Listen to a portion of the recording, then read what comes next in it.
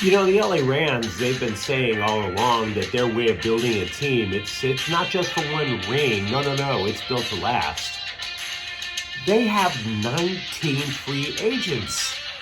19! How the hell are they going to get themselves out of this mess? I'm James. This is your daily dose of sports and snark for the greatest sports city in the world, Los Angeles. This is Faithful Angelenos. Now, we're going to talk about the Chargers tomorrow. The reason is that if we try to talk both teams today, I'd be here all day. You'd never watch the whole doggone thing. Very much, we appreciate every single new subscriber to the channel. We've been adding them every single day. We've been doing this for only a couple of weeks. If you like the content that we put out, feel free to like what you've seen. Feel free to subscribe to the channel. There's a notifications bell at the bottom of this page. It'll tell you that we drop a new video sometime between 9 a.m. and 10 a.m. on West Coast time. Sharing is caring. Let people know we exist. And by all means, comment. I'm not God. I don't know everything. So before we get to the main topic, let's go and do a recap of everything else that went on in LA tomorrow. We know that 2 LA Pac-10 teams are going to dancing in the NCAA tournament. UCLA gets a number 4 seed. They will play Akron at 6:50 p.m. on Thursday. If they win, their most likely opponent in the bracket is going to be St. Mary's. Pretty decent shot at getting to the Sweet 16. USC, not so much. They get a 7th seed. They are going to play Miami at noon on Friday. And if they win, 2nd-seeded Auburn. I'm enthralled by USC basketball, but this is the stuff that happens when you lose 3 of your last 4 games. I'm sorry. You got no one to blame but yourself.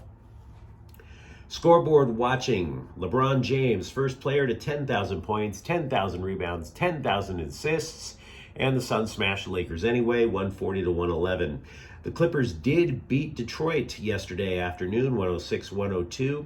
Meanwhile, Jonathan Quick, his 700th game in overtime yesterday, the Kings beat Florida 3-2. Get with the Kings.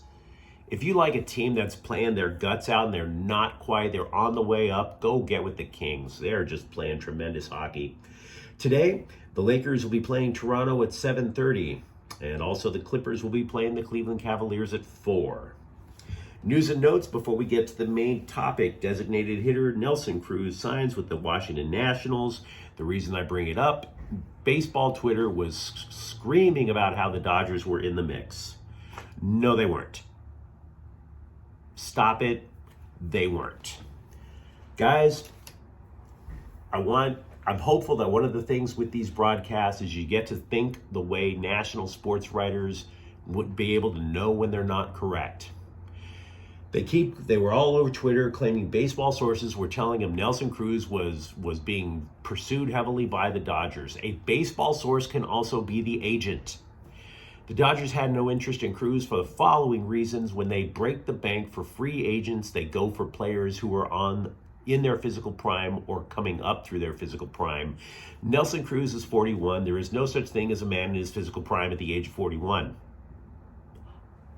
I would know. I can also tell you that the Dodgers like to invest in players who play a variety of positions. Nelson Cruz is solely a designated hitter.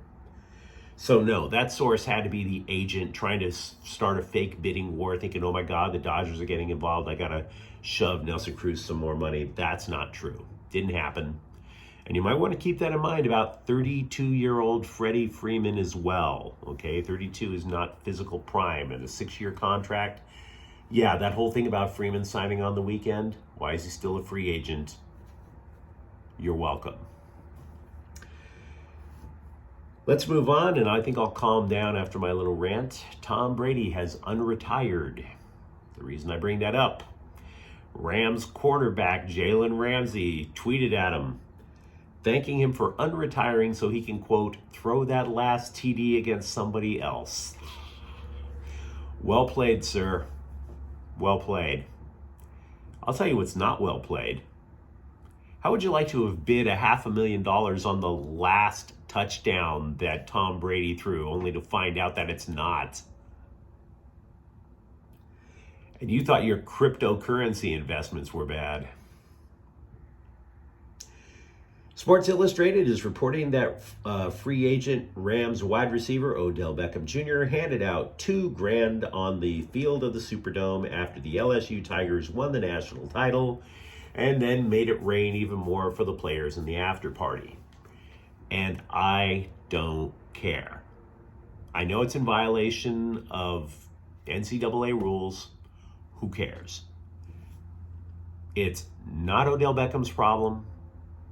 It's not the Rams' problem. You know whose problem it is? It's Brian Kelly's problem, the new coach over at LSU. And honestly, I'm in favor of it being Brian Kelly's problem. Brian Kelly used to coach at Notre Dame. What were you thinking going to LSU? Say what you want about Notre Dame, but at least the Catholics had the good sense to launder their money through the Vatican before they paid off their players. Allegedly. By the way, side note about the LA Rams. I'd like the Rams to do the Lakers a solid and just send a player to every Lakers home game for the rest of the year. Because have you noticed that LeBron just plays out of his mind in front of them? It's like he's got a man crush on the Rams. It's kind of like a fourth grader being hot for teacher or something like that. Let's move on to the main topic. I am flummoxed by the Rams because everything that I believe about football, the Rams do the absolute opposite, and they still win. Do you believe in building through the draft? The Rams don't. I believe in power football, like blocking right up. The Rams zone block. They don't. I believe in putting pressure on the quarterback without blitzing. The Rams don't. They blitz from everywhere. So we're coming up on NFL free agency. The quote-unquote legal tampering period begins right now. Official signings, they happen on Wednesday, but you're allowed to negotiate right now. The salary cap is going to be $208 million. The Rams are currently $20 million over. There are going to be many, many cuts and renegotiations. Because if there's not, there's going to be a lot of holes. The Rams have 19 free agents, 17 of which the top 100 on CBS's rankings, including number 2, Von Miller, quarterback Darius Williams, guard Austin Corbett, Odell Beckham Jr., tackle Joe Noteboom, center Brian Allen, and defensive lineman Sebastian Joseph Day. Notice I didn't even mention anything about Sony Michel at running back, kicker Matt Gay, or linebacker Troy Reeder. Holes for the Rams could be left tackle, outside linebacker, guard, center, cornerback if Williams goes. By the way, left tackle, have you noticed that Andrew Whitworth still hasn't officially retired yet? He's still lifting with his teammates, by the way. So I'm interested to see where the Rams go, because there is a reason why we have not heard news about the Rams, and the reason is compensatory draft picks. So let's talk about that for a moment. It's another reason why the Rams are unlikely to go big game hunting. Why? You take Von Miller, the number 2 overall free agent according to CBS. Let's say he signs with Denver. That's a hole for the Rams. But because of the quality that Von Miller brings back to Denver, the Rams would get a compensatory 3rd round pick. Okay? If the Rams sign somebody on Von Miller's caliber, they lose that 3rd round compensatory pick. All right? That's one of the reasons why you always see the Rams during the NFL draft. You don't see them in the 1st round, but then all of a sudden they've got like 4 or 5 3rd round compensatory picks. That's what happens. They let their players walk. They get signed somewhere else. Next thing you know, the Rams come back and they have like 12 picks in the 3rd and 4th round. And they wind up starting. So the key, though, pardon me, yes, I will be down in cold mitts. The key for them is you can't cut a player before Wednesday if they're going to be a free agent. You have to let them play out the contract. When they become a free agent, and if they sign somewhere else, you get the compensatory pick. So the Rams are sitting there saying, well, we have 7 that are theoretically in the top 100. We could get a ton of compensatory picks. This is how they would theoretically rebuild a team. It's one theoretical way to rebuild a team.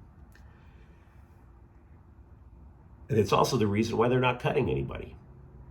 Because they don't want to, if you cut somebody and he gets signed by somebody else, you don't get the pick.